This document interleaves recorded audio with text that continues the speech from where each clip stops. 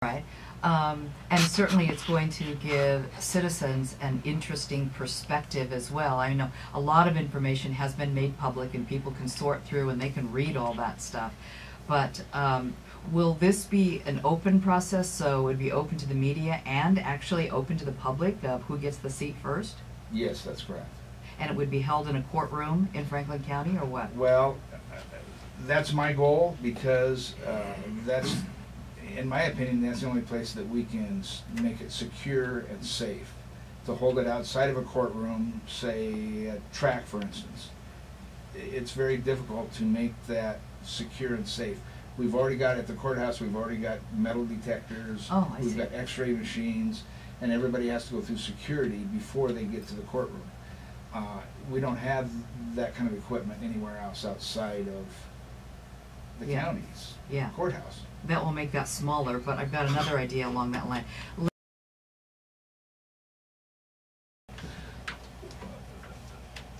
Ultimately, the prosecutor is going to make the decision, correct? Yes, he's going to make the decision whether he's going to take the case to trial or not.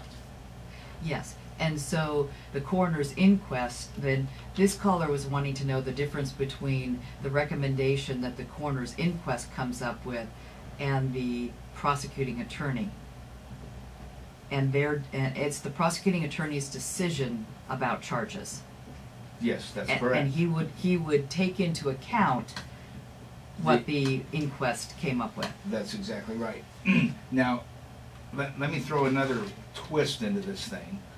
The way the law is written now, in officer-involved shootings, the prosecutor has to prove malice on the police officers, and that is almost impossible to do. I'll give you an example.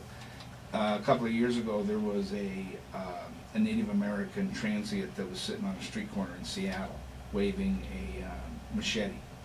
Mm-hmm. And the police officer told him to put it down. I think he told him 3 times to put it down. He didn't put it down, and the officer pulled his revolver out and shot him. Mm-hmm. The prosecuting attorney for King County said that he was not going to press charges because he had to prove malice, and that was impossible for him to do. Mm-hmm. What specifically, you'd mentioned the prosecuting attorney will hear all this and decide to take it to trial. What would we be looking at charge-wise if it did go to trial? Can you elaborate on that? Who would be on trial? What would be tried? Or does that simply come out of the inquest? I cannot answer that because, one, I'm not an attorney. I'm not a prosecuting attorney, and so those are decisions that he has to make. I would suppose that one of the things that the questions that would have to be answered was excessive force used that wasn't justified. Okay, all right, so there's still a lot of questions out there. What about, have you heard the opinions from the State Attorney General's office or from the Justice Department about whether or not you should conduct a coroner's inquest? I have not heard from either one. What has, so the Justice Department, I know that there has been a request for them to do an additional investigation. Have you any idea what has become of that? No, I don't. Okay.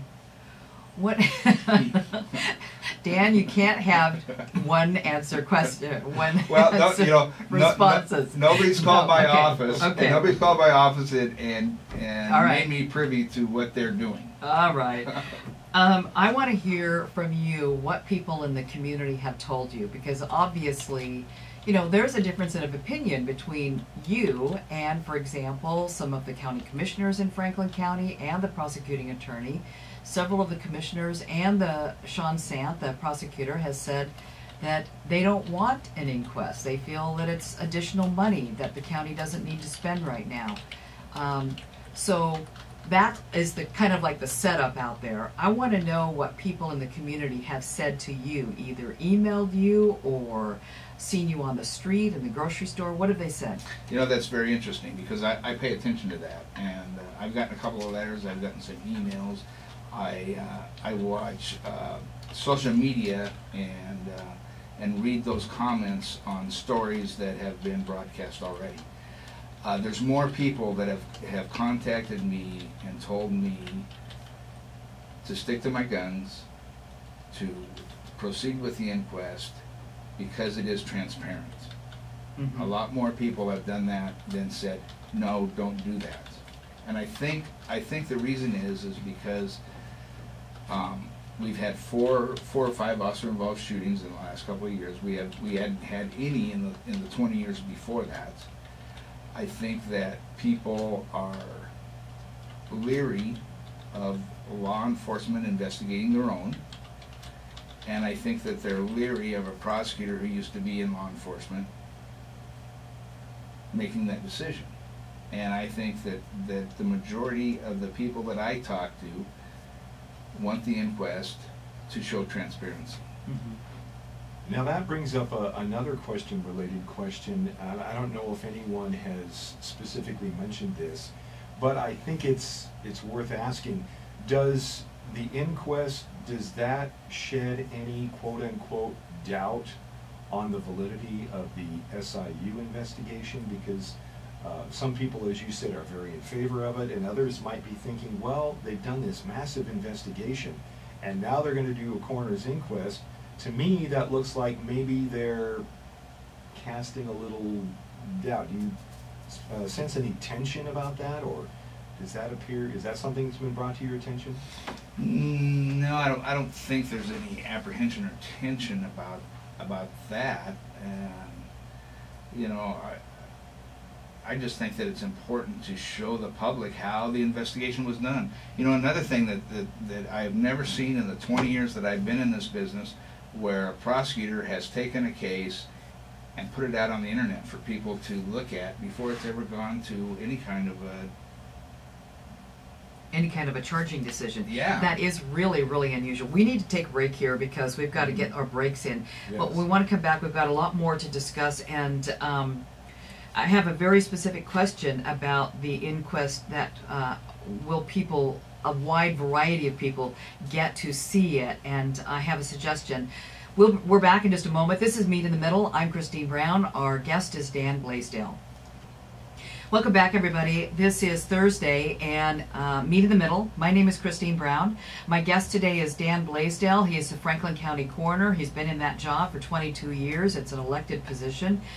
Mr. Blasdel has decided that he is going to hold a coroner's inquest into the death of Antonio Zambrano-Montes, 35-year-old man. He was shot February 10th in Pasco by 3 Pasco police officers.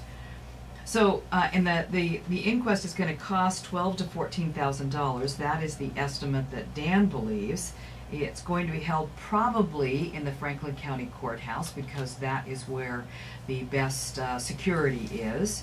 You know, the one thing I was thinking about, Dan, what about, can you allow for live streaming of the events? Because that will certainly provide an opportunity for people, a wide group of people, more people. If your desire is transparency, then live streaming the entire process would be an advantage. Yeah, it would. And, Yeah. and I guess, you know, the inquest is open to the media, it's open to the public.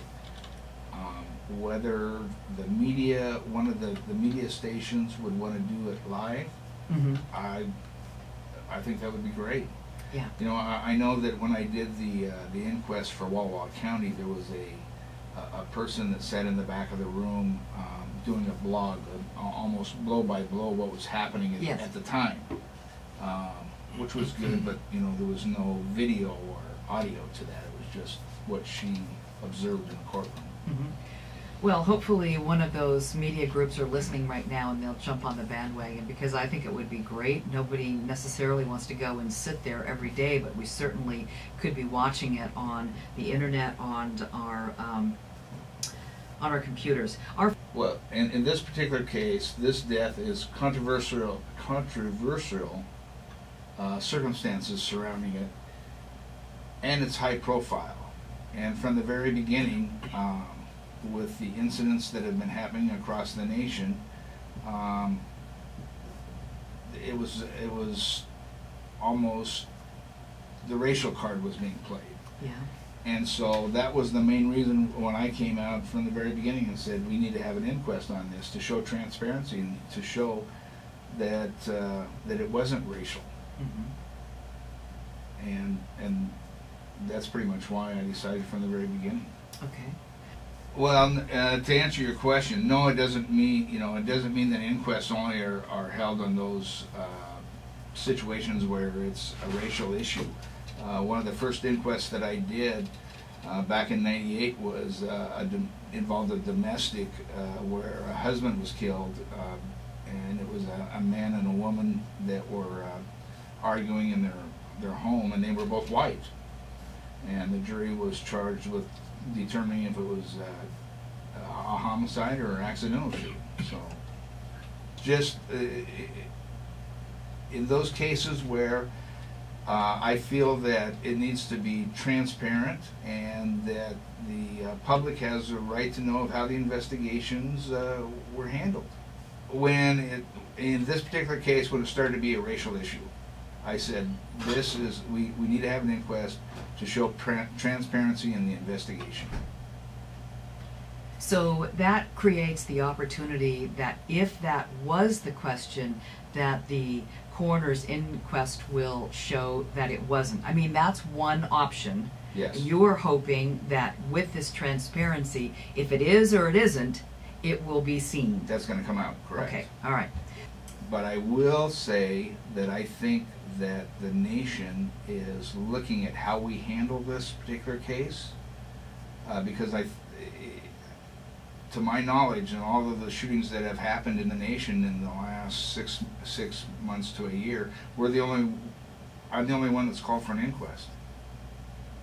And I think that the nation is kind of stepping back and waiting to see how we handle this. And I think what the caller is referring to as well is most of the allegations of that type of thing have surfaced and centered around the Baltimore situation. There were a lot of people that were very leery about the integrity of the police department being called into question, and I recall a significant amount of commentary about that situation, undermining the police, or people felt the police were being undermined and that it was being used as a quote-unquote excuse for a little bit more control. But that's where I've heard most of the commentary about that was concerning the Baltimore situation. There was, I think the attorney for the family asked the feds to come in and do the investigation, and they said, no, we're not going to. We're going to leave it up to the local law enforcement to do that. I think what we've been getting at too from the coroner is that I think the purpose of this is to perhaps peel away a lot of those layers of the onion and say, well, here's the facts, so now people aren't going to be bickering over some of these sidebar issues that have come up. Yeah, and they can make the decision or form their own opinion based on the facts.